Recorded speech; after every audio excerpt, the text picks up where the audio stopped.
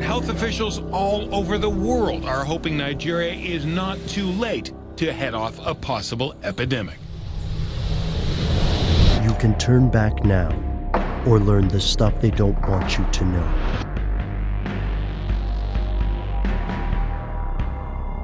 Here are the facts.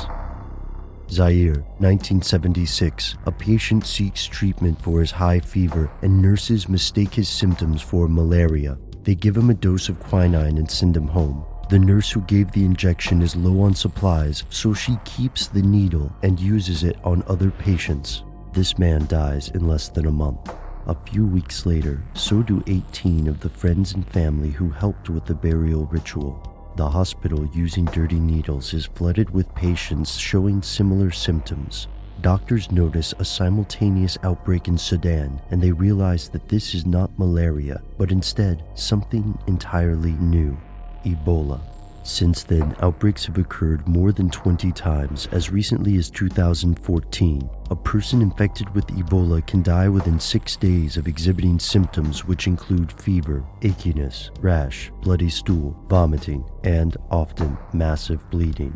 With a fatality rate of at least 60%, this is a frightening disease. But there's something even more disturbing. Scientists still don't know much about it.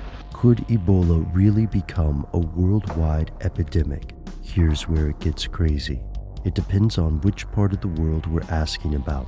The 2014 outbreaks began in Liberia, Guinea, and Sierra Leone, countries with endemic poverty and a broken healthcare system. In fact, all outbreaks of this disease up to 2014 have occurred in Africa. In terms of communicability, Ebola isn't as easy to catch as you might think. It isn't airborne, and most human-to-human contact appears to come through the transfer of bodily fluids. Initially, the mainstream media fanned the flames of public anxiety, speculating whether this could lead to an outbreak as Ebola victims were flown to other countries, including the United States. But has this been blown out of proportion? Commentators like Greg Gutfeld think so, noting that fear-mongering stories about epidemics are hot air. Ebola kills its victims too quickly to cause widespread transmission, and the past outbreaks can be attributed to animal-human transmission like eating fruit bats, or human-to-human transmission through unhygienic conditions in homes, hospitals, and public areas.